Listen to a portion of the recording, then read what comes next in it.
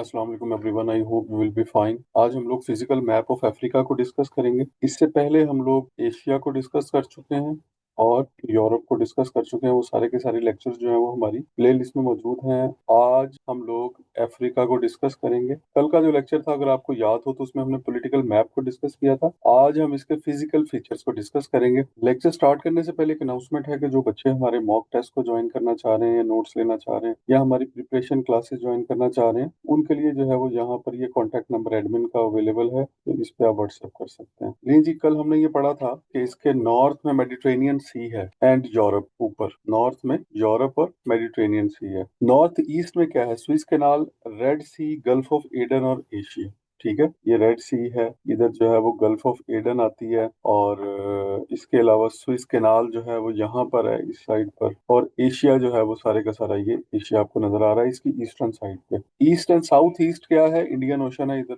East और south east, ये वाला सारा रीजन, ये ईस्ट है और ये वाला साउथ ईस्ट। देन वेस्ट में हमने कहा था कि सारे का सारा, ये सारा अटलांटिक ओशन है, ये नॉर्थ अटलांटिक ओशन है, ये साउथ अटलांटिक ओशन है। लेकिन जी, physical map of Africa second largest continent है जी in terms of area and population, कल भी हमने डिस्कस किया था। और ये वाहिद कॉन्टिनेंट है जो चार में से तीन हेमिस्फेयर्स में से गुजरता है।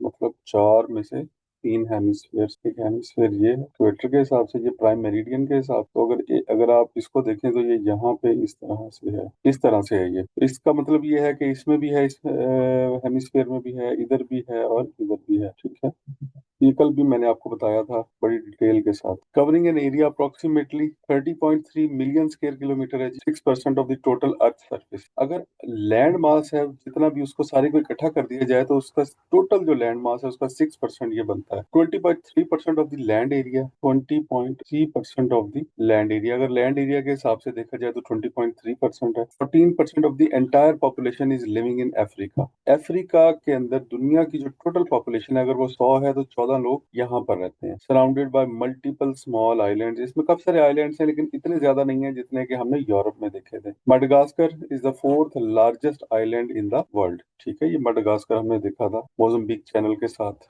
ये एक आइलैंड है और ये दुनिया का चौथा बड़ा आइलैंड है। अच्छा, दुनिया के 5 लार्जेस्ट आइलैंड्स कौन कौन से हमने पढ़े थे? अगर आप गौर करें तो सबसे पहले हमने देखा ग्रीनलैंड है, ये सबसे बड़ा डिपेंडेंट टेरिटरी है, पार्ट ऑफ डेनमार्क है और located in north Atlantic ocean in the north America. हमने इसके बारे में ये पढ़ा था कि ये पॉलिटिकली अगर देखा जाए तो ये डेनमार्क का पार्ट है, लेकिन ज्योग्राफिकली देखा जाए तो ये नॉर्थ अमेरिका के साथ आता है। ये दुनिया का सबसे बड़ा लार्ज आइलैंड है। ठीक है, उसके बाद दूसरे नंबर पे कौन सा है जी? ये न्यू गिनी है, located in Oceania, west Pacific ocean, ये वाला, ये गिनी। ठीक है, ये इसको, इसकी दो साइड है न्यू गिनी, एक साइड पे पापुआ न्यू गिनी है और दूसरी साइड पे वेस्टर्न गिनी है। दो कंट्री इसके ऊपर है। असल में पापुआ न्यू गिनी जो है वो एक इंडिपेंडेंट कंट्री है और ये जो न्यू गिनी है या वेस्टर्न गिनी है, ये एक टेरिटरी है, पार्ट ऑफ इंडोनेशिया है। तो ये दूसरे नंबर पे है।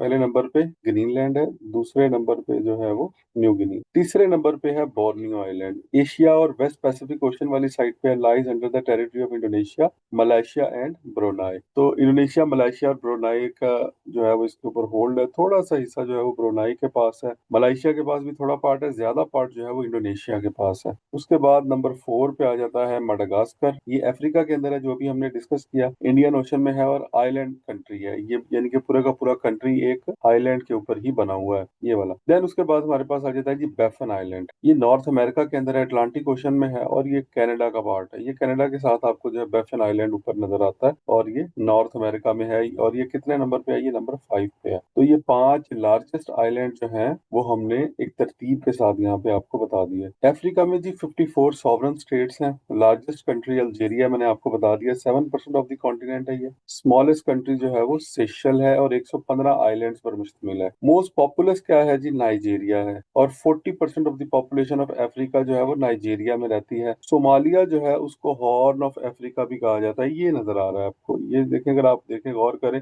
तो ये राइनो के हॉर्न की तरह नजर आ रहा है। ये यहाँ पे सोमालिया है। ठीक है, तो इसको हॉर्न ऑफ अफ्रीका भी कहा जाता है। Great rift valley, great rift valley के बारे में ये कहा जाता है कि अफ्रीका कॉन्टिनेंट शायद आने वाले सालों में, आने वाले सालों से मुराद ये है कि आने वाले कई हजार सालों के अंदर जो है वो दो हिस्सों में तकसीम हो जाए, बिकॉज इसके अंदर एक रिफ्ट जो है वो पाई जा रही है। रिफ्ट से मुराद क्या है? दरार है इसके अंदर एक इस तरह की, और ये बढ़ती चली जा रही है।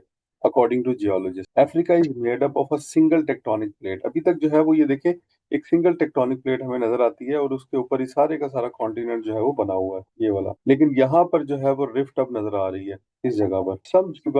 सम geographer separates the rift valley system from the rest of the continent. वो कहते हैं कि ये जो रिफ्ट वैली है ये बिल्कुल अलग है, ठीक है, और उस बिकॉज उसका जो है वो वहां पे दरमियान में आपको माउंटेन्स भी नजर आती हैं, दरमियान में आपको वाटर बॉडीज भी नजर आती हैं, ठीक है। तो वो इसको अफ्रीका से अलग जो है वो तस्वर करते हैं, या ये समझते हैं कि ये फ्यूचर में इससे अलग हो जाएगा। रिफ्ट वैली जो है वो रेड सी से स्टार्ट होती है, देखिए ऊपर रेड सी है, यहाँ से शुरू होती है। It extends through the Ethiopian highlands, उसके बाद लेक विक्टोरिया, ये एथोपियन हाईलैंड्स हैं, ये लेक विक्टोरिया वगैरह, यहाँ से होते होते जो है वो नीचे लेक मलावी है यहाँ पर, और एट एंड्स एट मोजम्बिक, ठीक है, और ये मोजम्बिक चैनल पे जाके जो है वो खत्म होती है। नेक्स्ट हमारे पास है कि अफ्रीकन डेजर्ट। एक सहारा है, दूसरा कालाहारी है, और तीसरा नामिब डेजर्ट। तो यहाँ के जो डेजर्ट्स हैं वो बड़े फेमस हैं, इनको हम वन बाय वन डिस्कस करते हैं। सबसे पहले जी Sahara desert, the most important, it is the largest hot desert in the world. दुनिया का जो है वो सबसे बड़ा हॉट डेजर्ट है, ठीक है। लेकिन अगर इसमें पोलर डेजर्ट्स को हम लोग शामिल ना करें, at number 3 in overall hot and cold desert, ठीक है, अगर कोल्ड डेजर्ट्स जो है वो भी आप शामिल कर लें तो एंटार्क्टिक जो है रीजन है वो भी एक डेजर्ट है, आर्कटिक रीजन भी एक डेजर्ट है, ठीक है। तो पहले नंबर पे एंटार्क्टिक बनता है डेजर्ट, दूसरे नंबर पे आर्कटिक डेजर्ट, और तीसरे नंबर पे जो है वो फिर सहारा आता है। अच्छा, ये जो एंटार्क्टिक और आर्कटिक रीजन है, अगर आप ग्लोब को देखें तो ये साउथ है, ये नॉर्थ है, एंटार्क्टिका रीजन जो है वो यहाँ पर है, ठीक है। आर्कटिक रीजन कहाँ पे है, इधर है, ये पोलर रीजन है। इसको अब डेजर्ट क्यों कहा जाता है, बिकॉज डेजर्ट की डेफिनेशन जो है उसमें ये जरूरी नहीं है कि कोई ऐसा रीजन हो जहाँ पर रेत या सैंड वगैरह मौजूद हो, बल्कि इसके लिए जरूरी है कि इसमें एक खास किस्म के जो है वो क्लाइमेट हो, वहां पे बारिश जो है वो कम होती हो, ठीक है, एक पर्टिकुलर लेवल से कम हो बारिश, तो उसको क्या कहा जाता है, उसको डेजर्ट कहा जाता है, ठीक है। तो वो उस डेफिनेशन के मुताबिक ये जो हमारे एंटार्क्टिक रीजन है और आर्कटिक रीजन है, ये भी क्या है, ये बहुत बड़े डेजर्ट्स। तो अगर इनको इंक्लूड किया जाए तो सहारा का तीसरा नंबर है, अदरवाइज हॉट डेजर्ट्स के अंदर सहारा पहले नंबर पे है। Highest mountain in Sahara region is Emi Koussi in northern Chad, ठीक है। चार्ट के अंदर जो है वो हाईएस्ट माउंटेन रेंज जो है वो एमिकोसी है, ये यहाँ पे तकरीबन बनती है इस जगह पर। यहाँ Sahara makes 30% of the continent, 30% continent जो है वो सहारा, ये समझ ले कि आप इतने बड़े एरिया के ऊपर जो है वो सिर्फ एक डेजर्ट ही फैला हुआ है, और ये सिर्फ सहारा है, अभी नामीब और कालाहारी की बात नहीं की है। It distinct features include regs, hamadas और ओसिस। अच्छा, अग्स क्या होते हैं, इनको ये रेत के टीले हैं, अगर आप किसी रेगिस्तान में जाएं तो वहां आपको टीले नजर आते हैं, उनको अग्स कहते हैं, ये आपने याद कर लेना, ये बात का पूछ लेते हैं इसमें। रेक्स क्या है, रेक्स जो है वो प्लेन है, ठीक है, मैदान है, किस चीज के, रेत के और कंकरियां वगैरह जो होती हैं उनके। उसके बाद हमाडास क्या चीज है, ये एलिवेटेड प्लेट्यूज है, ठीक है। एलिवेटेड प्लेट्यू क्या होता है कि जो जमीन से थोड़ा सा ऊपर है, प्लेट्यू रीजन है, टेबल लैंड है, और रॉक्स और स्टोन से बना हुआ है, यानी कि आपको उसमें छोटी छोटी जो है वो पहाड़ियां वगैरह भी नजर आती हैं, और प्लेट्यू रीजन भी नजर आता है, तो इसको हमाडास कहा जाता है। तो आपसे ये पूछा जा सकता है कि हमाडास आर सिचुएटेड इन किस कॉन्टिनेंट के अंदर है, ये कौन से डेजर्ट के अंदर है। तो ये आपसे ये अर्ग्स रेक्स हमाडा, ये तीनों आपको जो टर्मिनोलॉजीज हैं इनका पता होना चाहिए। नेक्स्ट है जी कालाहारी डेजर्ट। कालाहारी का मतलब है ग्रेट थर्स्ट। पहला सवाल तो यहाँ से यही बन जाता है कि कालाहारी का क्या मतलब है। This is great thirst. Location क्या है जी, बोट्सवाना, नामीबिया और साउथ अफ्रीका। अगर आप गौर करें तो ये बोट्सवाना की सरहद है, इसमें भी आता है, नामीबिया की सरहद में भी मौजूद है, ठीक है, और साउथ अफ्रीका के अंदर भी इसका कुछ पार्ट जो है वो मौजूद है। Land of famous San people, यहाँ पर जो हंटर्स हैं, शिकारी लोग हैं, वो रहते होते थे, ठीक है, जो कि शिकार करके अपना गुजर बसर करते थे। It is famous for the diamond mining. Diamond जो है वो यहाँ पे काफी ज्यादा माइनिंग के लिए, ये साउथ अफ्रीका, बोट्सवाना, नामीबिया वाला जो एरिया है, ये डायमंड माइनिंग के लिए बहुत फेमस है। It is situated near Okavango river, इसको ओकावांगो या ऑरेंज रिवर कहा जाता है, साउथ अफ्रीका के अंदर वो भी इसके पास से गुजरता है। One of the oldest in the world, ये ओल्डेस्ट डेजर्ट है दुनिया का, और coastal desert of South Africa, और coastal desert of South Africa भी कहते हैं बिकॉज इसका थोड़ा सा पार्ट जो है वो साउथ अफ्रीका के कोस्टल एरिया तक भी जो है वो स्ट्रेच करता है इस तरह से, ठीक है। तो ये था जी कालाहारी डेजर्ट। नेक्स्ट डेजर्ट है जी हमारे पास Namib. Namib desert is located in Angola, Namibia और साउथ अफ्रीका। अगर आप गौर करें तो ये अंगोला है, ये वाला रीजन इतना, ये नामीबिया में है सारा, यहाँ से यहाँ तक, और ये वाला जो थोड़ा सा रीजन है इसका, ये साउथ अफ्रीका में है। अच्छा, अभी साहिल क्या है, narrow band of semi arid land. अगर आप गौर करें तो ये सहारा है सारा, ठीक है, सहारा डेजर्ट की बात कर रहा हूँ मैं। इसके नीचे आपको एक पट्टी नजर आ रही है जो साहिल है। अब ये पट्टी क्या है, ये वाली, ये है ट्रांजिशन जोन। ये जो आपके डेजर्ट्स हैं ये अपनी जगह खड़े नहीं रहते, बल्कि ये आगे आगे बढ़ रहे होते हैं, ठीक है। और अगर इनको रोका ना जाए किस चीज से, फसलें लगाकर, दरख्त लगाकर या किसी और वेजिटेशन से, तो ये क्या करते हैं कि आहिस्ता आहिस्ता बढ़ते चले जाते हैं। ठीक है, तो ये वो वाला साहिल जो है वो ट्रांजिशन जोन होता है जो कि ग्रीन एरिया होता है और ऐसा ऐसा डेजर्ट में कन्वर्ट हो रहा है। Form a transition zone between Sahara to the north and Sudanian savannas to the south. ठीक है, एक ट्रांजिशन जोन है जिसके नॉर्थ में सहारा है और साउथ में जो है वो सुडानियन सवाना है। अच्छा, ये सवाना जो है वो बड़ा इंपॉर्टेंट कॉन्सेप्ट है, इसके बारे में सवाल अक्सर पूछ लेते हैं। सवाना के बारे में लास्ट टाइम भी ये पूछा गया था कि अफ्रीका के अंदर जो ग्रास लैंड है उनको क्या कहा जाता है। Grass land in Africa are called savanna. Grass land से मुराद क्या है, ये मैदानी इलाके हैं। क्या ग्रास लैंड मतलब यहाँ के मैदानी इलाके हैं, और ये ऐसे इलाके हैं कि जहाँ पर जो है वो ग्रीनरी होती है, जहाँ पर वेजिटेशन हो सकती है, जहाँ काश्तकारी कल्टीवेशन वगैरह हो सकती है। लेकिन जो है ये जो सहारा डेजर्ट है वो क्या कर रहा है, इन सवानास को आहिस्ता आहिस्ता खत्म करता चला जा रहा है। और ये जो साहिल है ये ट्रांजिशन जोन है। ठीक है, ये साहिल जो है वो आज से शायद 100-200 साल के बाद पता चलेगा ये सारे का सारा फिर सहारा का पार्ट बन गया, और फिर सहारा जो है वो साहिल जो है वो और थोड़ा नीचे आ जाएगा।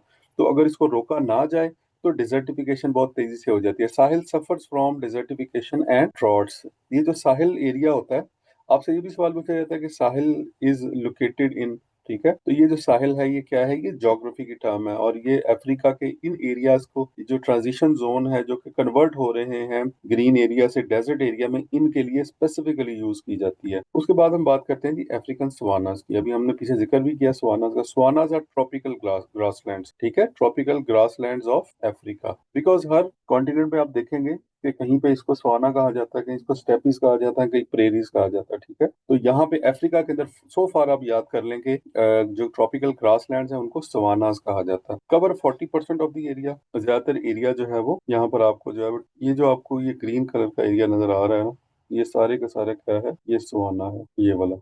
ये ग्रीन एरिया है, यहाँ पर भी है ये क्या, यहाँ एग्रीकल्चर एक्टिविटी जो है वो जरा बेहतर है। Found on both side of equator. अगर इक्वेटर यहाँ से गुजरा है तो आपको नीचे भी सवाना नजर आएंगे, ऊपर भी नजर आएंगे। ट्रॉपिकल ग्रासलैंड होते क्या हैं, यहाँ पे ज्यादा ग्रास होती है, प्लांट्स जो है वो कम होते हैं, और हॉट और ड्राई वेदर होता है। इसको ट्रॉपिकल ग्रासलैंड्स कहा जाता है। अब आ जाते हैं जी ट्रॉपिकल रेन फॉरेस्ट। अच्छा, ट्रॉपिकल रेन फॉरेस्ट क्या होते हैं, characterised by hot weather and plentiful rain. एक तो हॉट वेदर होता है, गर्मी ज्यादा होती है, और बारिश बहुत ज्यादा होती है, ज्यादा गर्मी ज्यादा बारिश। Tropical rain forest situated in central Africa. ये जो आपको डार्क एरिया नजर आ रहा है ना, ये वाला, these are tropical rain forest. ये वाला, यहाँ गर्मी भी ज्यादा पड़ती है, यहाँ पे बारिश भी ज्यादा होती है। It is also called jewel of the world और the world largest pharmacy. Jewel of the world या लार्जेस्ट फार्मेसी इसलिए कहा जाता है इसको बिकॉज यहाँ पर जड़ी बूटियां, हर्ब्स जो है वो बहुत ज्यादा पैदा होती हैं। ठीक है, इसलिए इसको लार्जेस्ट फार्मेसी भी कहा जाता है। कुछ हमारे क्लाइमेट जोन्स हैं, ये अब देख लेते हैं। इसको हम स्टार्ट में हमने नहीं ऐड किया था, चले यहाँ पे हम देख लेते हैं। सबसे पहले तो आपको ये पोलर क्लाइमेट्स आपको नजर आएंगे। तो हम ट्रॉपिकल क्लाइमेट से स्टार्ट करते हैं, सेंटर से। यहाँ से ट्रॉपिकल क्लाइमेट में देखें कि यहाँ पर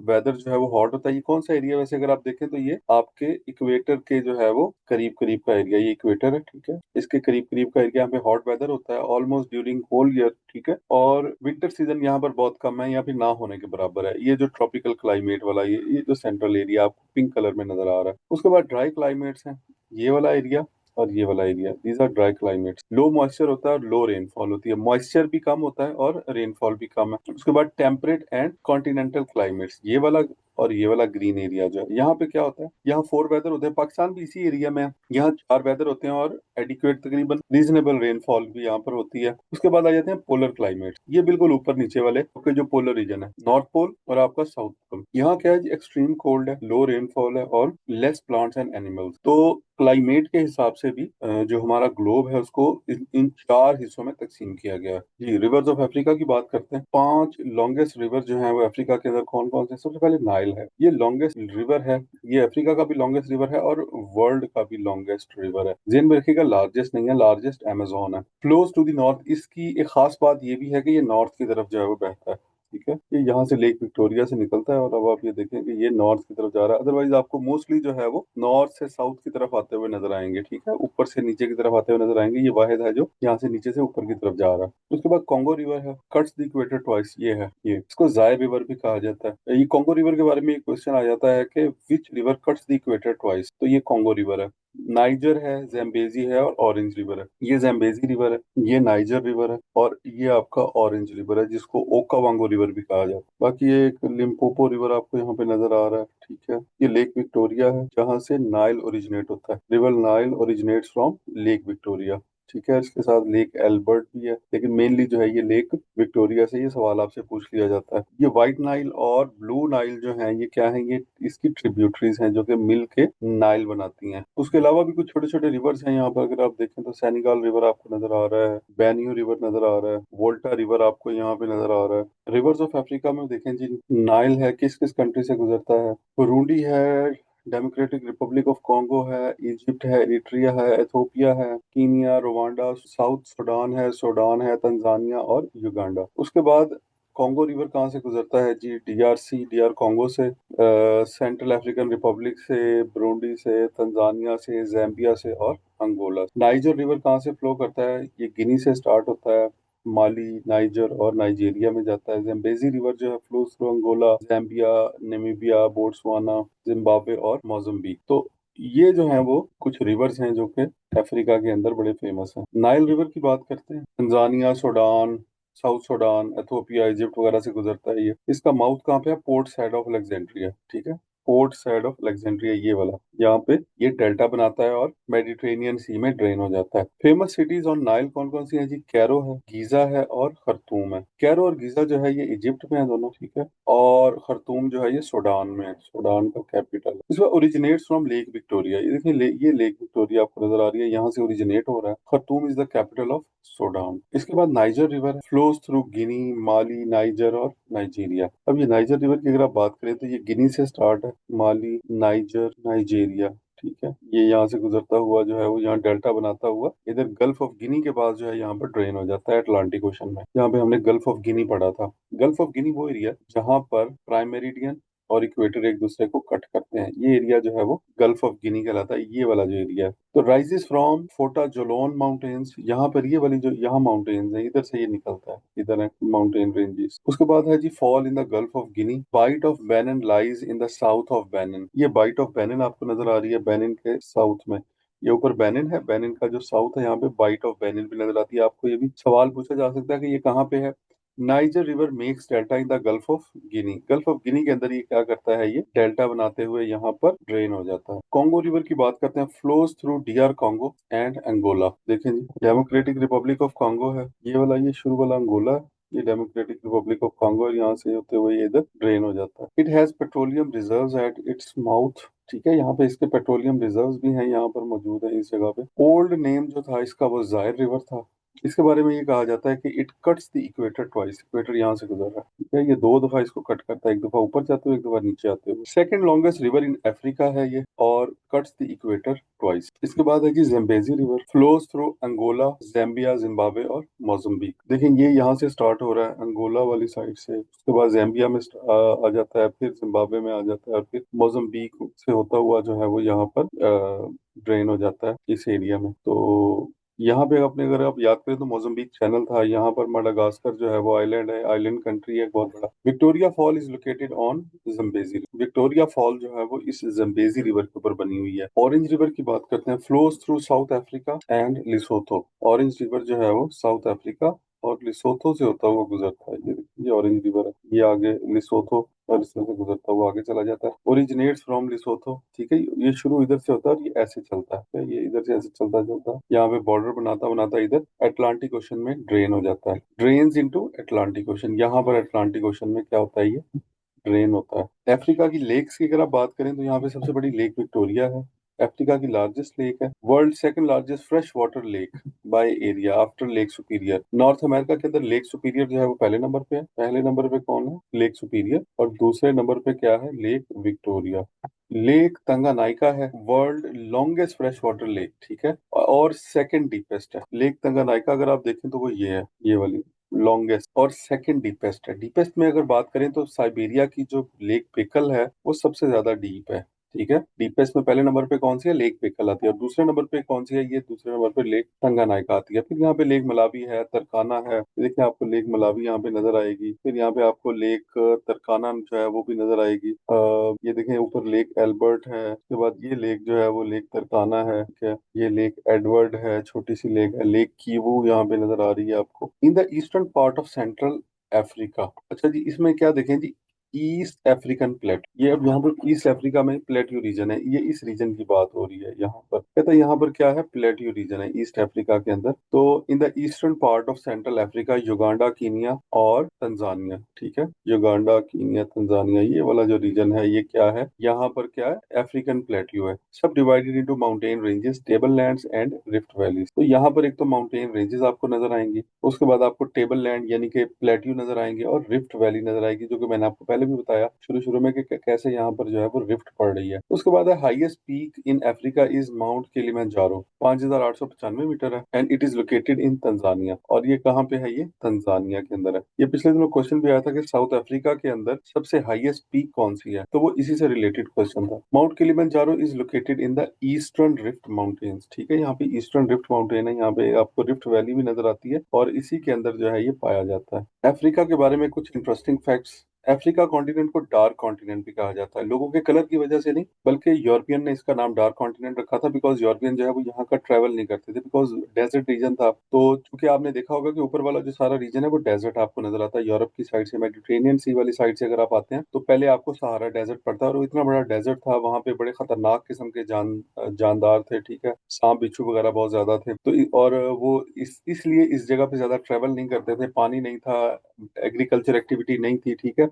यानी एशिया जैसा नहीं था, तो इसलिए वो इसको डार्क कॉन्टिनेंट कहते थे, क्योंकि वो इसके बारे में ज्यादा जानते नहीं थे, उनको उनको पता नहीं था कि ये कैसा एरिया है। फेमस माउंटेन रेंज जो है यहाँ पे एटलस माउंटेन है, located in Algeria, Morocco and Tunisia, और ये सेपरेट करती है सहारा को मेडिटेरेनियन सी से। और हाईएस्ट पीक इज तोपकल है, 4,167 मीटर है इसकी, ये एटलस माउंटेन्स की बात हो रही है। लोएस्ट पॉइंट क्या है जी इसका, लेक एसल है जिबूटी के अंदर। फेमस रिवर्स कौन से हैं, नाइल है, कॉन्गो है और जम्बेजी है, हम पढ़ चुके हैं। Total 44 landlocked countries in the world and 16 in Africa. दुनिया में जो है वो टोटल 44 लैंडलॉक कंट्रीज हैं, और 16 जो है वो अफ्रीका में है। 95% दुनिया का जो डायमंड है वो अफ्रीका में प्रोड्यूस होता है, लेकिन यहाँ पे जो गुर्बत है वो बहुत ज्यादा है। South Africa is the second largest exporter of gold, gold का भी दूसरा बड़ा एक्सपोर्टर है south Africa. Continent with largest number of countries, 54 states जो है यहाँ पर मौजूद है। सबसे ज्यादा कंट्रीज जो है सॉवरन स्टेट्स कहाँ पे हैं, अफ्रीका में। South Sudan is the least literate nation, अगर दुनिया के अंदर देखा जाए तो सबसे कम पढ़े लिखे लोग, तो साउथ सुडान जो है वो is the least literate nation. South Sudan is the newest independent state in the world, 2011। ये गालिबन चेंज हो गया, इसके बाद भी जो है वो शायद कोई आ गया। Largest island of Africa is Madagascar, ठीक है। अफ्रीका का जो लार्जेस्ट आइलैंड है वो इंडियन ओशन के अंदर आपने देखा है, वो माडागास्कर है। And this is all about physical map of Africa. तो इसमें हमने मैक्सिमम जो फिजिकल फीचर्स हैं अफ्रीका के उनको कवर किया है। आई होप आज के इस लेक्चर ने आपके नॉलेज में इजाफा किया होगा। हमें अपना फीडबैक जरूर बताइएगा। Wish you all the best. Allah Hafiz.